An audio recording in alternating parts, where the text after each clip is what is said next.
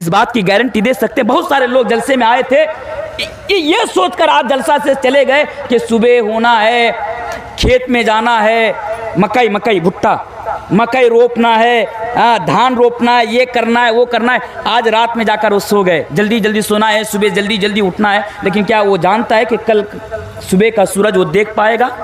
जानता है? आप भी जाना चाहते हैं? क्या आप जानते हैं कि कल तक आप जिंदा हो सकता है कि आज की रात बार बार संजर आपको समझिए, हो सकता है कि आज की रात हमारे लिए आखिरी रात हो।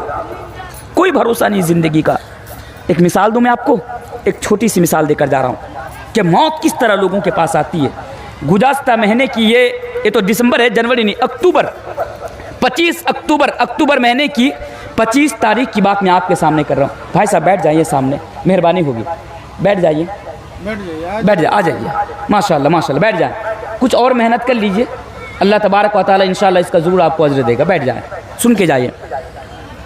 तो क्या बोल रहा था, गुज़श्ता महीने की यानी अक्टूबर की 25 तारीख की बात मैं आपके सामने बता रहा हूँ। 25 तारीख का वाक़या है। 25 तारीख को आप ही के इलाके में मेरा प्रोग्राम था, गरभनडंगा करीब है, गरभनडंगा करीब है, 25 अक्टूबर की बात कर रहा हूँ। 24 अक्टूबर को मैं घर में था, मैं शमसी में रहता हूँ, शेख जानते हैं हमारे इलाके के, इसराज साहब जानते हैं मैं शमसी में रहता हूँ बहुत दिनों से। तो मेरी गाड़ी, मेरा ड्राइवर शमसी में रहते हैं। मैं 24 को घर में था, तो मैं 24 तारीख को मैंने रात में मेरा ड्राइवर को फ़ोन लगाया। उनका नाम सद्दाम था। सद्दाम मालूम है कैसा था दिखने में? बड़ा हट्टा कट्टा था, बिल्कुल नौजवान था। उम्र क्या रही होंगी, वही 27-28 साल के हुए होंगे, बिल्कुल नौजवान, कोई बीमारी नहीं थी उनको, लंबा चौड़ा दिखने में, बड़े खूबसूरत गोरे चिट्ठे थे। 24 तारीख की रात को मैंने फ़ोन किया कि साहब जल्दी आज रात को सो जाना, कल गरबनडंगा जाना, किशन प्रोग्राम में जाना है, सुबह उठकर हमारे रूम के पास आना है। मैंने उसे फ़ोन करके बोल दिया कि जल्दी सो जाइए। आपको मालूम है हमारे घर से प्राणपुर 12 किलोमीटर, 12 या 13-14 इस तरह किलोमीटर है, दूर है। यहाँ बात में थोड़ा रात हो गई, डिस्टर्ब हो रहा है। तो मैं स्टेशन में गया। स्टेशन में जाने के बाद मैं सोच ही रहा था कि मैं ड्राइवर को अभी फ़ोन मिलाऊंगा कि मैं स्टेशन पे आ चुका हूं, अब तुम जल्दी तैयार होकर आ जाओ शमसी में। प्राणपुर स्टेशन में मैं खड़ा हूं और मेरे मोबाइल पे एक दोस्त का फ़ोन आता है शमसी ही का, कहता है कि सद्दाम अब इस दुनिया में नहीं रहे सद्दाम इस दुनिया से रुखसत हो गई, इन्ना लिल्लाहि व राजिऊन। आप सोच सकते हैं, आज भी मैं इस बात पर यकीन नहीं कर पा रहा हूं। आज भी मुझे ऐसा लगता है कि सद्दाम हमारे बीच से जुदा नहीं हुआ, आज वो जिंदा है। जो 24 घंटा मेरे साथ रहा करते थे, आज अचानक इस दुनिया से चल दिए। ये दुनिया की हकीकत है मेरे भाई, मौत की कोई गारंटी नहीं है। आपको भी जाना है, मुझे भी दुनिया छोड़कर जाना है। इसीलिए अल्लाह तबारक व तआला कहता है कि मेरे बंदा मौत से पहले पहले आखिरत की तैयारी कर, और तू ज़रा देख कि तूने कल के लिए, आखिरत के लिए क्या तैयारी करके रखे। कुल्लु नफ्सिन ज़ाइक़तुल मौत, हर इंसान को मरना है, हर इंसान को ये दुनिया छोड़कर जाना है। हाँ भाई, इससे पहले कि मैं तैयारी के ताल्लुक से चंद हदीस से मैं आपके सामने लाऊं, जरा इसे भी सुन लीजिए।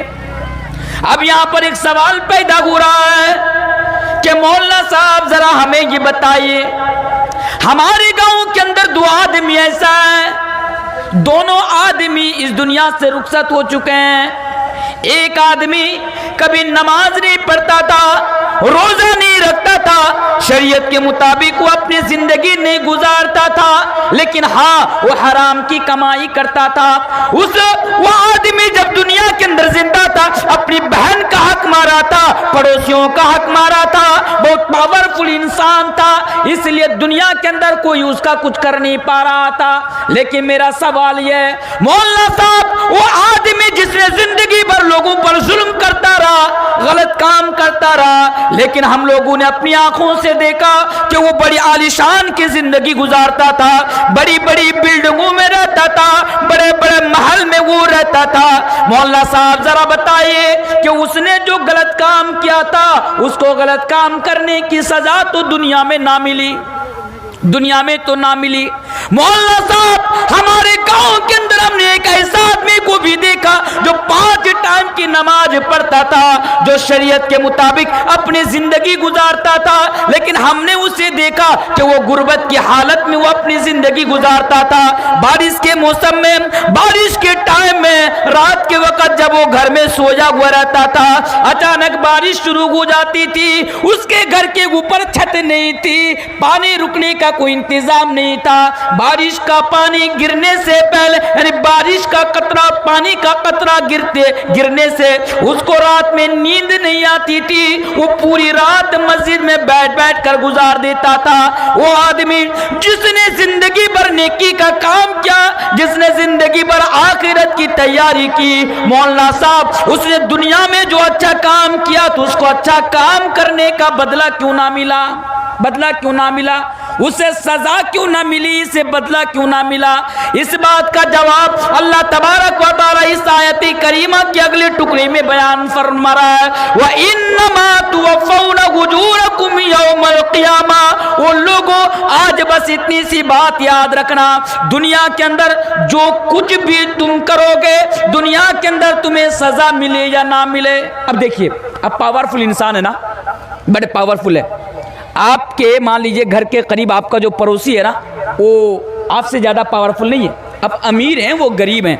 आपके घर में लाठी की तादाद ज़्यादा है, उनके घर में लाठी की तादाद कम है। अब क्या करते हैं, पड़ोसी की ज़मीन को आप धीरे धीरे यानी हड़प रहे हैं, धीरे धीरे कब्जा कर रहे हैं। अब पड़ोसी जब आपको कुछ कहता है तो आप क्या करते हैं, पड़ोसी को उल्टा धमकाते हैं कि अगर आप मेरे खिलाफ कुछ बोलेंगे तो मैं आपके लिए यानी बड़ा खराब होने वाला, आपका दिन बड़ा खराब होने वाला है, यानी पड़ोसी को वो धमकाता है। अब जरा देखिए, दुनिया में अगर उसके खिलाफ कोई कुछ बोलता है, आपके गांव में, समाज में, पंचायत में अगर उसके खिलाफ कोई बोलता है, भाई पावरफुल है, पैसा है, प्रॉपर्टी है, जायदाद है, वो पैसा मारता है, लोगों का मुंह बंद कर देता है, तो दुनिया में उसका कोई कुछ बिगाड़ ही नहीं पा रहा है। अब वो लोगों पर, पड़ोसियों पर जुल्म पे जुल्म करता जा रहा है। तो ऐसे लोगों के लिए भी ये नसीहत है, क्या है कि सुनो, व इन्नमा तुवफ़्फ़ौना उजूरकुम यौमल क़ियामा। तुम दुनिया में जो भी कुछ कर रहे हो ना, भले ही दुनिया में तुम्हें गलत काम करने की सजा मिले या ना मिले, दुनिया में अच्छाई का बदला आपको मिले या ना मिले ये अलग बात है, लेकिन एक दिन है और वो है आखिरत का दिन। एक दिन है और वह क़यामत का दिन, जिसके बारे में रब फरमाता है कि फमन यअमल मिस्क़ाल दर्रतिन खैरन यरा व मन यअमल मिस्क़ाल दर्रतिन शर्रन यरा। कि दुनिया के अंदर अगर जर्रा बराबर भी गलत काम करोगे, उसका बदला भी तुम्हें देना पड़ेगा और मिलेगा, और दुनिया के अंदर जर्रा बराबर भी अगर आप अच्छा काम करेंगे, इसका बदला भी कल क़यामत के दिन आपको मिलेगा। तो इस बात को भी याद कर लीजिए। कितनी बात हुई? दो बात हुई। पहली बात, हर इंसान के पास मौत आनी है। दूसरी बात, हर चीज का फल और हिसाब कल क़यामत के दिन हमें मिलने वाला है। तीसरी चीज, फमन ज़ुज़िया अनिन नारि व उदख़िलल जन्नत फ़क़द फ़ाज़। इस आयत का टुकड़ा आज मैं नौजवानों के लिए बयान करके जा रहा हूँ। ओ नौजवानों सुनो, आज तुम IAS और IPS की तैयारी करने के लिए 24 आवर्स में 24 घंटा में तुम 20 घंटा पढ़ाई करते हो। ओ लोगों सुनो, नौजवानों सुनो, आज तुम इंजीनियर बनने के लिए, आज तुम बड़े वोदी पर फायज होने के लिए आज तुम बड़ी मेहनत कर रहे हो। इसमें कोई खराबी नहीं है, इसमें कोई गलत बात नहीं है, तुम बहुत ज्यादा मेहनत करो। लेकिन वो नौजवानों, आज जो तुम्हारी ये सोच बन चुकी है, ओ नौजवानों, आज जो तुम्हारी ये मेंटेलिटी बन चुकी है, अगर मैं दुनिया में IAS बन गया तो मैं कामयाब हो गया, अगर मैं दुनिया में प्रोफेसर बन गया तो मैं कामयाब हो गया। ओ लोगों, आप भी सुनो, आप ये सोचते हो कि मैंने दुनिया में बड़ी बड़ी बिल्डिंगें बना ली, मैंने दुनिया के अंदर बड़े बड़े महल बना लिए तो मैं तैयार, यानी मैं कामयाब हो गया। ओ लोगों, इसी सोच को रद्द करते हुए रब फरमाता है, वह फमन ज़ुज़िया अनिन नारि व उदख़िलल जन्नत फ़क़द फ़ाज़। IAS बनने वाला कामयाब नहीं है, IPS बनने वाला कामयाब नहीं है, बड़ी बड़ी बिल्डिंगें ठोकने वाला, बड़ी बड़ी गाड़ियों पर आकर कर चलने वाला कामयाब नहीं है। कामयाब कौन है? कामयाब वो इंसान है कि वो दुनिया में रहकर आखिरत की तैयारी करे, वो दुनिया में रहकर आखिरत की परिस्थिति ने और अल्लाह तबारक व तआला जिसे जहन्नम के आज़ाब से बचाकर जन्नत के अंदर दाखिल कर दे, यानी जिसे जहन्नम से बचा ले और जिसे जन्नत मिल जाए, वो कामयाब है। कितनी बात हुई? तीन बातें हुई, हमेशा इस बात को याद रखिएगा। चौथी चीज, उसी आयत के अंदर अल्लाह तबारक व तआला ये भी बयान फरमाता है, इस बात को जरा गौर से सुनिए, वमल हयातुद दुनिया इल्ला मताउल गुरूर। और दुनिया वालों, आज तो ये बात आज हमारे समझ में नहीं आ रही है। मैं आपको कैसे समझाऊं, आज मैं आपको कैसे समझाऊं, क्योंकि आप तो आज इस बात को समझने के लिए तैयार नहीं है। हमारे इलाके में हजारों जलसे होते हैं, हजारों जलसों में बड़ी बड़ी कॉन्फ्रेंसों में हमारी शिरकत होती है। मौलाना इस आयत करीमा को सामने रखकर हमें और आपको समझाते भी हैं। जुमे के दिन मस्जिद में नमाज पढ़ने के लिए जाते हैं, खुतबे की शक्ल में हम तकरीर सुनते हैं, उसमें भी बताया जाता है, और लोगों सुनो, वमल हयातुद दुनिया इल्ला मताउल गुरूर, कि ये दुनिया की जिंदगी बस धोखा है, ये दुनिया की जिंदगी बस धोखा है। लेकिन ये तो अलग बात है कि आज हम जैसे और आप जैसे मुसलमानों के समझ में ये बात नहीं आती है। ये दुनिया की जिंदगी धोखा है। कैसे धोखा मालूम है? मैं ज्यादा दूर लेकर नहीं जाऊंगा और इस टुकड़े की मैं ज्यादा वजाहत भी नहीं करूंगा आपके सामने, बस आपको इतना समझा कर जाता हूं। याद रखिएगा कि मौलाना तनवीर ने कभी ये बता कर गया था, ये दुनिया जिंदगी की, ये दुनिया की जिंदगी धोखा है, ये दुनिया ना बेवफा है। नौजवानों सुनो, दुनिया के पीछे पड़कर जिंदगी को बर्बाद कर रहे हो। ये दुनिया आज तक किसी के साथ वफा नहीं की है, किसी के साथ। ये दुनिया बड़ी बेवफा है, ना तुम्हारे बाप के साथ ये दुनिया कभी वफा की है, ना ये दुनिया तुम्हारे साथ वफा करेगी। इस बात को हमेशा याद रखना। कितनी बड़ी बेवफा ये दुनिया, किस तरह धोखा। जरा देखिए, इलाके में कब्रिस्तान है, कब्रिस्तान जहाँ पे मुर्दों को दफन किया जाता है। कल जब सुबह होगी, अगर आप जिंदा रहें, हर एक से कह रहा हूं मैं, हर एक से कह रहा हूं, कल जब सुबह होगी, सूरज निकलेगा ना, आपके गांव के करीब जो कब्रिस्तान है, उस कब्रिस्तान में आप जाना। कब्रिस्तान में जब आप जाएंगे ना, आप देखेंगे कि आपकी नज़र के सामने बहुत सारी कब्रें हैं, बहुत सारे लोग आपके गांव के कब्रिस्तान में आज सोए हुए। वो कौन लोग हैं? हमारे कटिहार में, कटिहार के रहने वाले नहीं थे, आपके समाज का, आपके गांव का, आपकी सोसाइटी का कोई रहा होगा, आपका बाप रहा होगा, माँ रही होगी, बहन रही होगी, या फूफा रहा होगा, यही लोग आपके कब्रिस्तान में सोए हुए हैं। फिर आप ज़रा आगे बढ़ेंगे तो देखेंगे कि ये कब्र जो मैं देख रहा हूँ, 2 दिन पहले हमारे गांव का फला साहब वो मरा था, उसी को यहाँ पे दफन किया गया था। ये किसकी कब्र? आप समझ रहे, पहचान रहे कि यह आपके गांव का रहने वाला था। अब्दुल्ला था, अब्दुल सत्तार था, अब्दुल रहीम था, कोई भी था, आज वो यहाँ पर सोया हुआ है। अब जरा सोचेंगे कि ये आदमी कैसा था यार, ये तो दुनिया के लिए, बस ये तो दुनिया के लिए जीता था। यह आदमी दुनिया के लिए सब कुछ करता था। हमने देखा, यानी आपने देखा, हमने देखा, यह आदमी तो कभी नमाज भी नहीं पढ़ता था, यह आदमी कभी दाढ़ी भी नहीं रखता था। अरे यह आदमी बड़ा पावरफुल इंसान था, पैसों की कमी नहीं थी, जायदाद की कमी नहीं थी, प्रॉपर्टी की कमी नहीं थी। यह दुनिया एक नंबर का अय्यास परस्त था। आज यहाँ पर सोया हुआ है। अब आप फिर सोचेंगे कि आज वो जहाँ पर सोया हुआ है, कल भी मुझे वहीं पे जाके सोना पड़ेगा।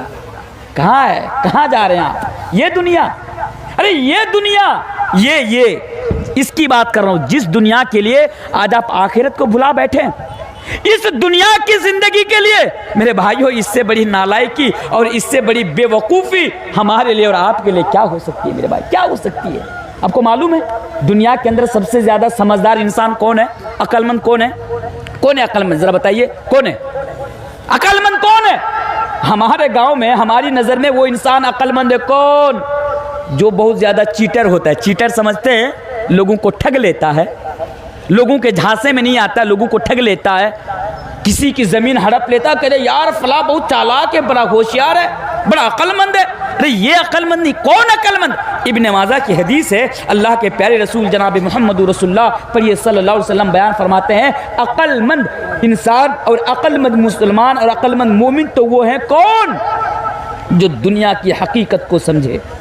दुनिया की हकीकत को समझने के बाद वो आखिरत के लिए मौत को याद करे और आखिरत की तैयारी करे। अल्लाह के नबी ने बयान फरमाया, इब्ने माजा की सही हदीस है, अल्लाह के नबी ने फरमाया कि वो इंसान अक्लमंद है। तो मेरे भाइयों, अगर सच में आप अक्लमंद हैं तो ये दुनिया यार, ये दुनिया की ज़िंदगी हमारे लिए कुछ नहीं। भुला दो दुनिया को, बचो, दुनिया में रहो, सब कुछ करो, पढ़ो लिखो, प्रॉपर्टी कमाओ, बिजनेस करो, तिजारत करो, सब कुछ करो दुनिया में रहकर, लेकिन हाँ, टारगेट दुनिया को मत बनाओ। मेरे सामने बैठे हुए नौजवानों में आपसे कहकर जा रहा हूँ, इस दुनिया को टारगेट ना बनाओ। नौजवानों, आप जानते हैं कि ये दुनिया की ज़िंदगी क्या है, जो अब तक मैं आपको समझा रहा हूँ। आइए एक दो हदीस में आपको समझा देता हूँ, फिर मैं आपको तैयारी की तरफ लेकर आऊँगा। मैं उम्मीद करता हूँ भले ही मजलिस खाली हो, भले ही रात बहुत ज़्यादा हो गया हो, लेकिन आप लोगों से ये मेरी उम्मीद है कि जब तक मैं आपके सामने हूँ इंशाअल्लाह आप लोग यहाँ पर बैठे रहेंगे। बोलिए इंशाअल्लाह,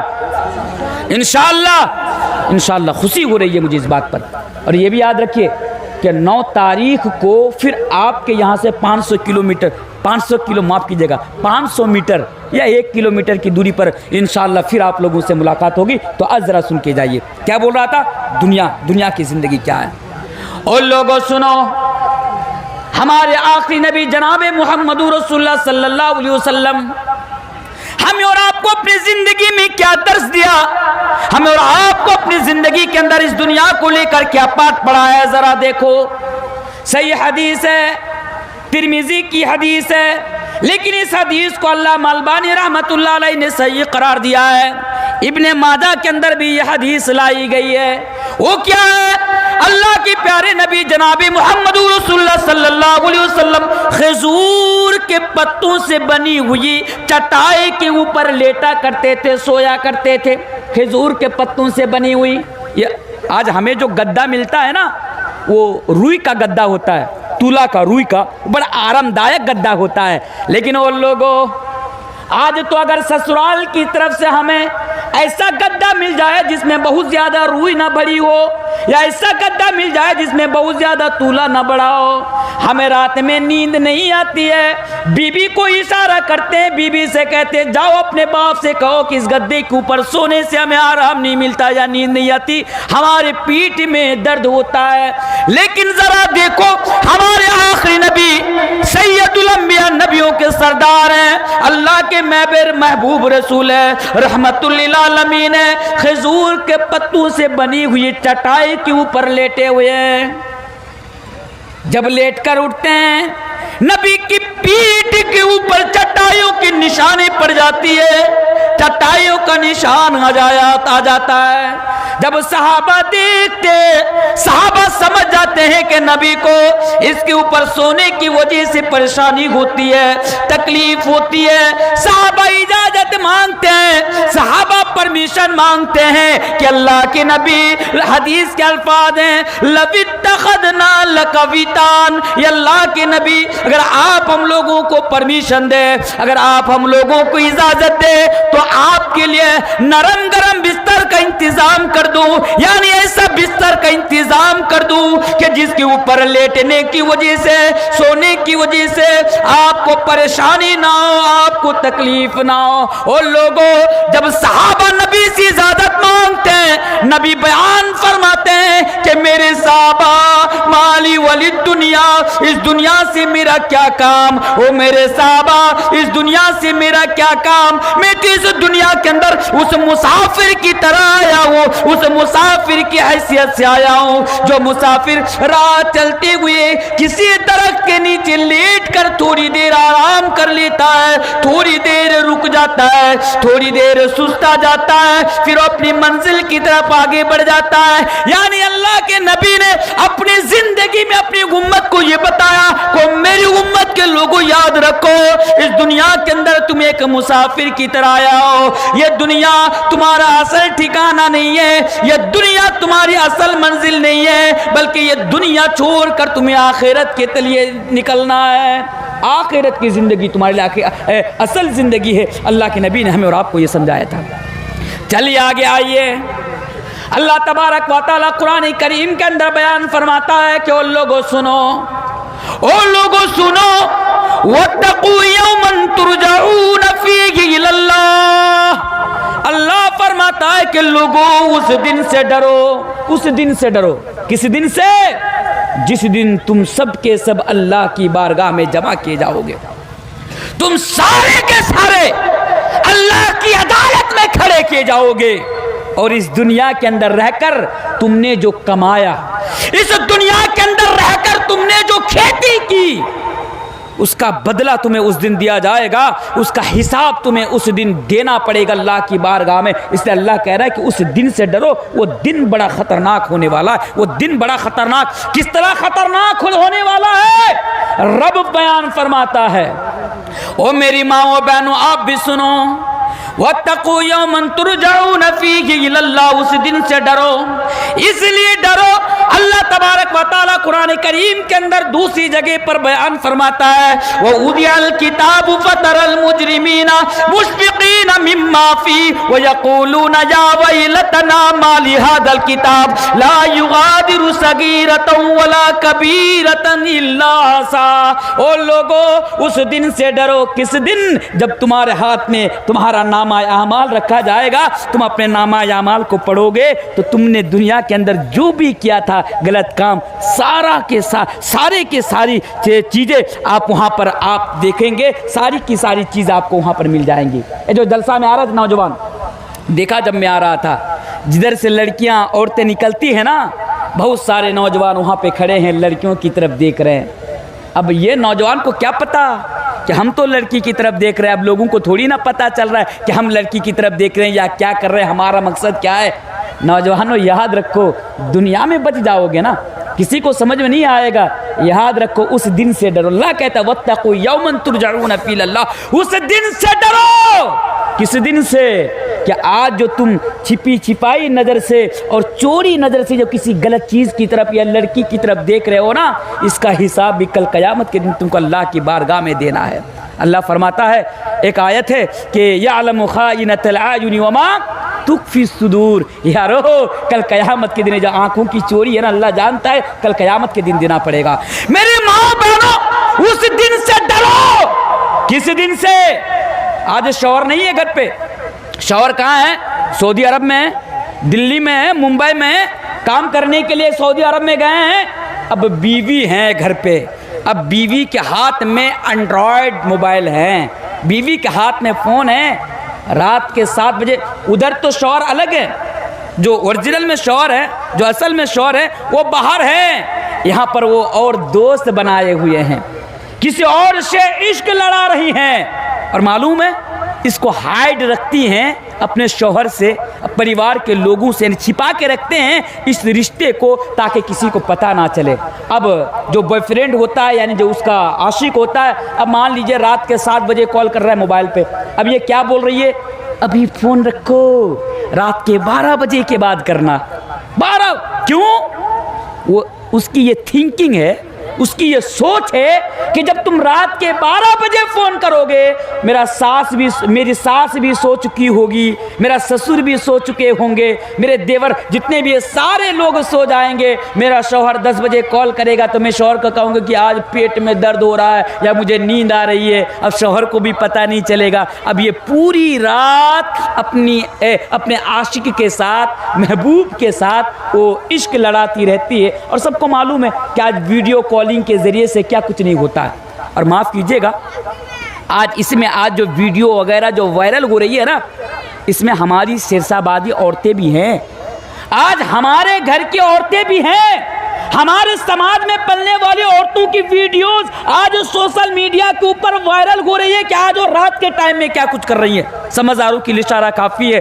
मेरी माँ और बहनों, अगर आपकी ये सोच और मेंटेलिटी है, आज इसको ख़त्म कीजिए और उस दिन का डर अपने अंदर पैदा कीजिए कि आप दुनिया में भले ही शौहर की नज़र से बच जाएंगे, सास और ससुर के नज़र से आप बच जाएंगे, लेकिन एक दिन तो है क़यामत के दिन, जिस दिन आप नहीं बच पाएंगे। इसलिए अल्लाह क्या फरमाता है कि उस दिन से डरो, यानी उस दिन की तैयारी इस दुनिया में रहकर कर लो, और जो भी कुछ करो ये सोच कर करो कि एक दिन है जिस दिन मुझे हिसाब देना है। आइए और एक हदीस मैं आपके सामने रख देता हूं। ये हदीस भी तिरमिज़ी की हदीस है। इस हदीस को भी अल्लामा अलबानी रहमतुल्लाह अलैह ने सही करार दिया है। और लोगों सुनो, मैं आपसे कहकर जा रहा हूं, मेरे सामने बैठे हुए बच्चों, बूढ़ों, नौजवानों और पंडाल में बैठी हुई मेरी माँ और बहनों, सुनो, बड़ी प्यारी हदीस है। आखिरत की जिंदगी को सामने रखो, मौत को सामने रखो और इस हदीस को सुनो। अल्लाह के प्यारे हबीब जनाब मोहम्मद रसूलुल्लाह सल्लल्लाहु अलैहि वसल्लम बयान फरमाते हैं, कल कयामत के दिन हर इंसान से 5 सवाल अल्लाह की तरफ से पूछा जाएगा। आपसे 5 सवाल पूछा जाएगा, मुझसे भी 5 सवाल पूछा जाएगा, शेख मोहतरम से भी 5 सवाल पूछे जाएंगे। यानी दुनिया का कोई ऐसा इंसान नहीं है जो ये 5 सवालों से वो बच पाएगा। और अल्लाह के नबी बयान फरमाते हैं कि जब इंसान से लोगों से 5 सवाल पूछा जाएगा, जब तक वो उन सवालों के जवाब ना दे दे, वो अपनी जगह को छोड़कर दूसरी जगह को भी नहीं जा सकता, वो अपनी जगह से हरकत भी नहीं कर सकता। इसको ना आप इस तरह समझ सकते हैं। क्या है, अब मान लीजिए कि आप ना मुझे कोई सवाल कर रहे हैं, कोई सवाल कर रहे हैं आप मुझे, जैसे एक सवाल है, सवाल करते हैं लोग। एक मालूम है आपको, एक नौजवान मेरे पास आया, सच बता रहा हूँ आपको, सच बता रहा हूँ। एक नौजवान मेरे पास आया, कहा कि तनवीर साहब आपसे ना एक सवाल पूछना चाहता हूँ। बंगला में सवाल कर रहा है। अल्हम्दुलिल्लाह मैं शेरशाबादी हूँ, मैं बंगला समझता हूँ। बंगला में पूछ रहा है कि तनवीर साहब आपसे एक सवाल पूछूं। मैंने कहा पूछ क्या सवाल है। तो बोला कि हर चीज़ खाने की पीने की दुआ है ना इस्लाम के अंदर। मैंने कहा हाँ, जो हलाल है उसकी दुआ है। तो बोला कि आपसे ना एक चीज़, एक सवाल का जवाब जानना है मुझे। मैंने कहा बताओ तो तुम्हारा सवाल क्या है। तो बोल रहा है कि मौलाना साहब बीड़ी पीने की दुआ क्या है। बीड़ी पीते कि नहीं पीते आप लोग? पीते हैं, ज़्यादा से ज़्यादा पीजिए, मैं मना नहीं करता। अगर मरने का शौक़ हो ज़्यादा से ज़्यादा बीड़ी पिया कीजिए। भाई बाप का पैसा, अपना पैसा, बीड़ी पीना छी छी छी छी छी, ये आपके ना स्टेटस के साथ मैच नहीं करता। सिगरेट पिया कीजिए, सिगरेट, ज़्यादा से ज़्यादा सिगरेट पी। बोले इंशाअल्लाह, इंशाअल्लाह, बोल रहे इंशाअल्लाह, पूछिए, बोले इंशाअल्लाह।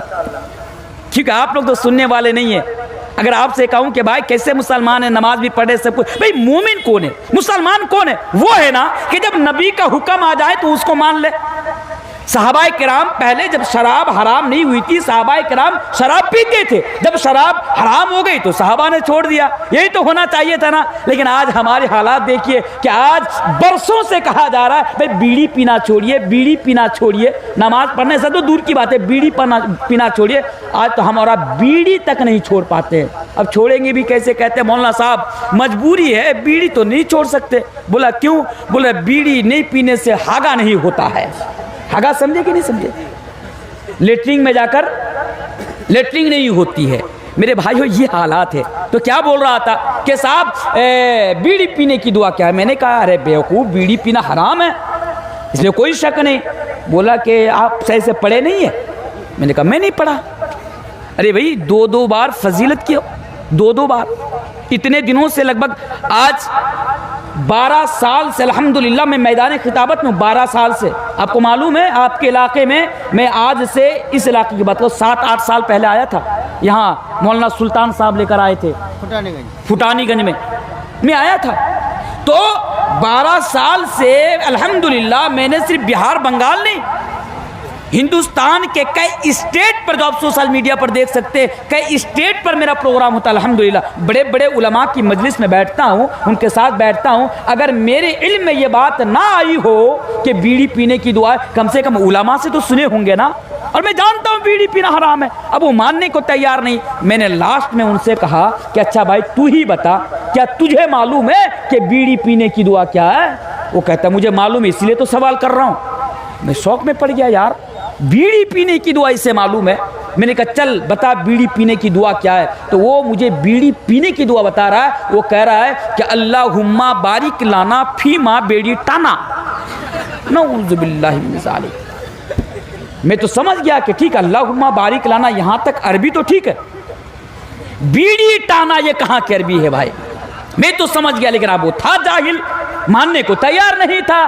तो मैंने कहा अच्छा बता तेरा मौलवी कौन है जो जहाँ से तू ये दुआ सीखा? बस किससे सीखा मोबाइल दुआ कहाँ से सीखो तुम? बोल रहा है कि मोबाइल फ़ोन से सीखा हो। मैंने कहा या अल्लाह माफ़ करे, मोबाइल में बीड़ी पीने की दुआ है? बोला है। मैंने कहा चल निकाल के दिखा। अब उसने मुझे निकाल के दिखा दिया। सच बोल रहा हूँ आपको। उसने मोबाइल निकाला, मोबाइल निकालने के बाद वो मुझे दिखा रहा है कि ये बीड़ी पीने की दुआ है। अब वो कौन है? बांग्लादेश के एक मौलाना साहब हैं, बांग्लादेश के। उनका नाम है गियासुद्दीन ताहिरी, बड़े बड़े बाल हैं उनके, गियासुद्दीन ताहिरी। अब उसने किस नाहिए से और किस मकसद से बोला था, भाई वो आलिम है, कैसे भी हो, किसी भी मसलक के रहे हों, उन्हें तो मालूम है। भले ही वो बीड़ी पीने को हलाल मकरू बता दे, हराम ना बताए, वो अलग बात है, लेकिन एक मौलवी ये तो नहीं कह सकते कि ये बीड़ी पीने की दुआ है। शायद वो किसी उदाहरण को सामने लाकर समझा रहे थे और वो बोल रहे थे कि ये बीड़ी पीने की दुआ है। अब मीडिया वालों ने क्या किया, मीडिया वाले ऐसा करते हैं, आगे की बात कट कर देते हैं, पीछे की बात कट कर देते हैं, बीच की बात को रख देते हैं। वहाँ के बांग्लादेश के मीडिया वालों ने बिल्कुल ऐसा ही किया, उनकी आगे की बात और पीछे की बात को कट कर दिया, बीच में बस इतनी सी बात रखी कि अल्लाहुम्मा बारिक लाना फीमा बीड़ी टाना, और ऊपर में लिख दिया बड़े बड़े अक्षर में कि ये बीड़ी पीने की दुआ है। अब नौजवान क्या समझे, आज तो इस्लाम के नाम पर, शरीयत के नाम पर जो सोशल मीडिया के ऊपर परोसा जा रहा है, इस हदीस को 100 आदमी में शेयर कर दो, 100 आदमी में फॉरवर्ड कर दो, ये अल्लाह के नबी ने बयान फरमाया, ये हजरत अली ने कहा, अगर तुम ऐसा करोगे तो खूबसूरत लड़की के साथ तुम्हारी ब्याह हो जाएगी। अब नौजवान कहते हैं भाई 100 क्या, मैं तो 1000 फॉरवर्ड करने के लिए तैयार हूँ। नऊजुबिल्लाह, वो तो जानते भी नहीं कि ये सच है या झूठ है। ऐसा होता है कि नहीं होता है? ये मोबाइल ने ना हमारा बेड़ा गर्क करके रखा है। अगर आपको वक्त मिले, आज तो नहीं बताऊंगा क्योंकि ये मेरा मौजू नहीं।